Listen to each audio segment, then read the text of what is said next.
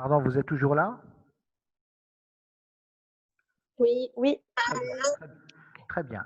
Dans le schéma du milieu, lorsque la fracture siège au-delà de l'insertion du grand pectoral, eh ben, le fragment proximal va se déplacer sous l'effet du sus-épineux. Et dernièrement, lorsque le trait siège très bas au-dessous de la zone d'insertion du deltoïde, eh ben, c'est le muscle envers le biceps qui va tirer le fragment vers le haut. Donc les déplacements dépendent toujours de l'action des muscles. Donc, la complication précoce de ces fractures, c'est l'atteinte surtout du nerf radial, donc soit par compression, d'accord, ou par rupture. Et vous allez avoir classiquement le signe classique à l'inspection, c'est la main tombante, d'accord, par déficit des muscles extenseurs de la main et des doigts.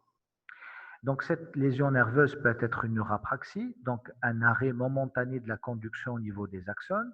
Elle peut être une axonotmésis, donc il y a une section des axones mais pas du nerf, et là la récupération est possible avec le temps, ou un neurotmésis, il y a une perte totale de la continuité du nerf et de l'axone, et là la récupération est difficile.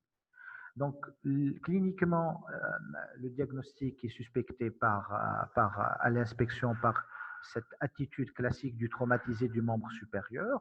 Le bras est déformé, quelquefois on trouve une crosse, d'accord, due au déplacement osseux. L'œdème et l'échymose est classique à l'inspection, et bien sûr, on doit terminer l'examen clinique par la palpation systématique des pouls et d'examen neurologique du membre supérieur. Donc, lorsqu'on a une paralysie du nerf radial, la main est tombante. On parle d'une main tombante en col de Silly, comme ça. Les troubles moteurs intéressent les muscles extenseurs, donc le malade ne peut pas faire l'extension du poignet, des doigts et du pouce. Et sur le plan sensitif, on va trouver une hypo ou une anesthésie de la face dorsale, du pouce et de la première commissure, car cela, c'est le territoire d'innervation sensitive du nerf radial au niveau de la main. Le diagnostic, il est radiologique. C'est des radiographies de face et de profil, prenant tout le bras, y compris l'épaule et le coude, pour rechercher s'il n'y a pas un trait de propagation, un trait de fracture.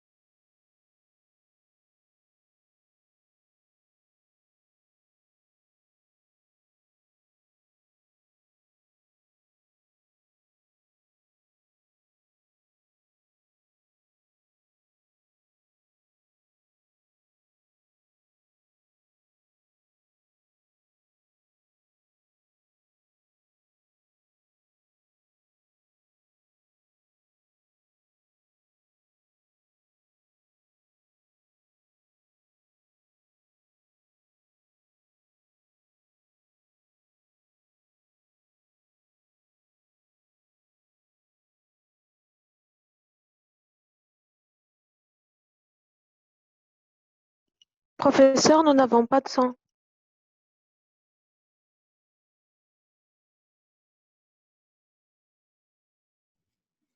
Votre micro est coupé, docteur.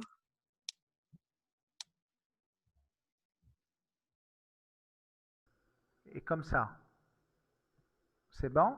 Oui, on Oui, vous Je entend. reviens en arrière. Donc, le traitement, son but est d'assurer la consolidation de l'os avec une récupération de la fonction du coude et de l'épaule.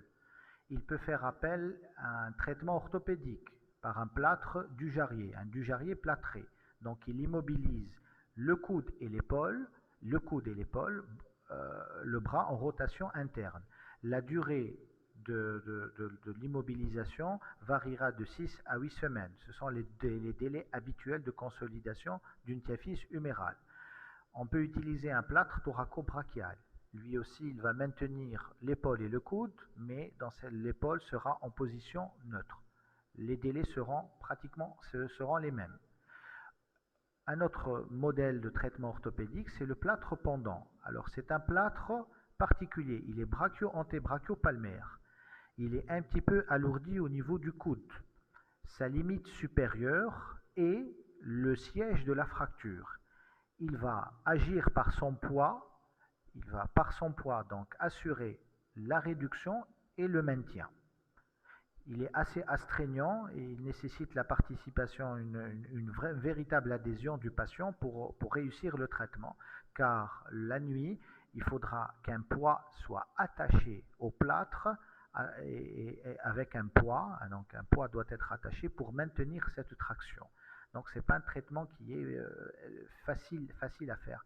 Mais quand même, c'est un traitement qui vous évite la chirurgie. La chirurgie va faire appel à des moyens d'ostéosynthèse. Comme vous voyez ici, c'est un enclouage centromédulaire.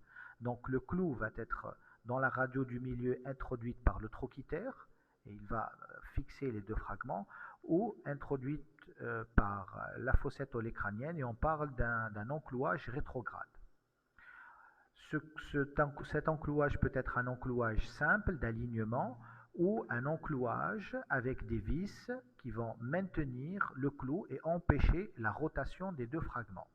On appelle ça un enclouage verrouillé.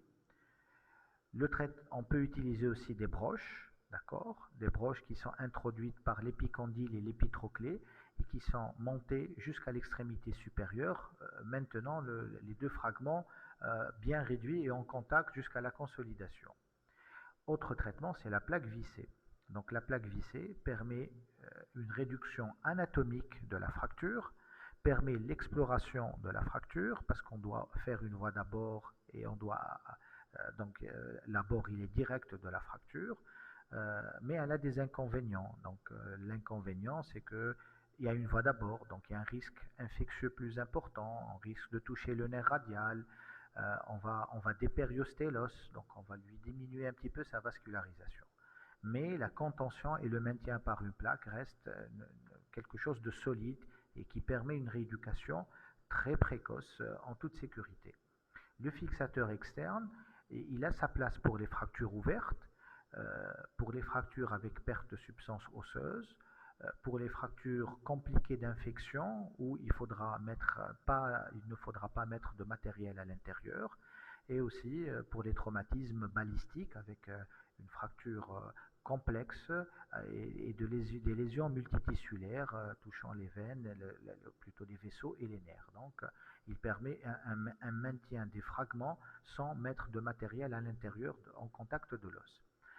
Les complications des fractures de l'humérus, la diaphyse, peuvent être immédiates. Ce sont en fin de compte les lésions associées, telles que l'atteinte vasculaire par compression de l'artère par les fragments ou au pire la section de l'artère humérale ou des veines, et ça va donner un tableau d'ischémie.